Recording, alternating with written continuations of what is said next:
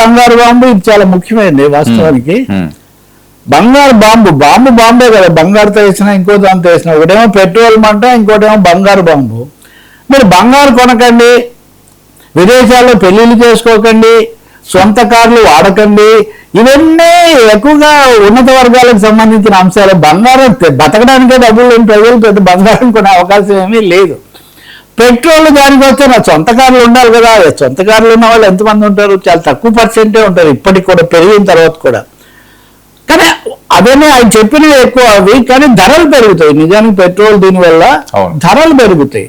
మీరు చూడండి, ఎన్నికలు ముగియగానే బీజేపీ భాష మారింది.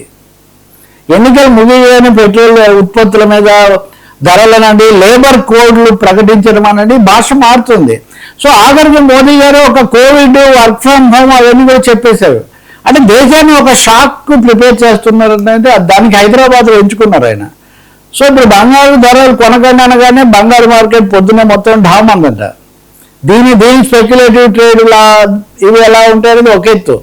మూడోది పెట్రోల్ సంక్షోభానికి సంబంధించి, చమురు సంక్షోభానికి సంబంధించి ఏమవుతుంది, ఈవీలు ఎక్కువగా ఎలక్ట్రిక్ వెహికల్స్ ఎక్కువ కొనండి అని కూడా ప్రభుత్వం రాయితీలు ఇచ్చి మరీ ప్రోత్సహిస్తుంది.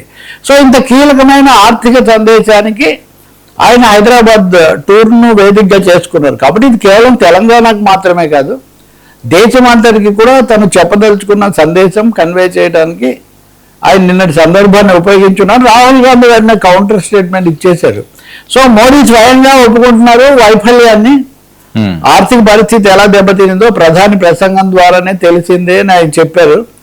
ఇంకా ఆర్థిక నిపుణులు ఏం చెప్తారు, ఇంకా డెఫినెట్గా ఏదో బాంబులు 2-3 బాంబులు పడబోతున్నాయి. ఇప్పుడు లేబర్ కోడ్ బాంబు పడింది, తర్వాత పెట్రోల్ బాంబు పడుతుంది, ఆ తర్వాత వర్క్ ఫ్రమ్ హోమ్ షరతులు, వర్క్ ఫ్రమ్ హోమ్ అనగానే అనేక సమస్యలు వచ్చేస్తాయి. కాబట్టి వాటికి ఎన్నికలు అయిపోయాయి కాబట్టి ఈజ్ మూవింగ్ దట్ సైడ్ అని అనిపిస్తుంది.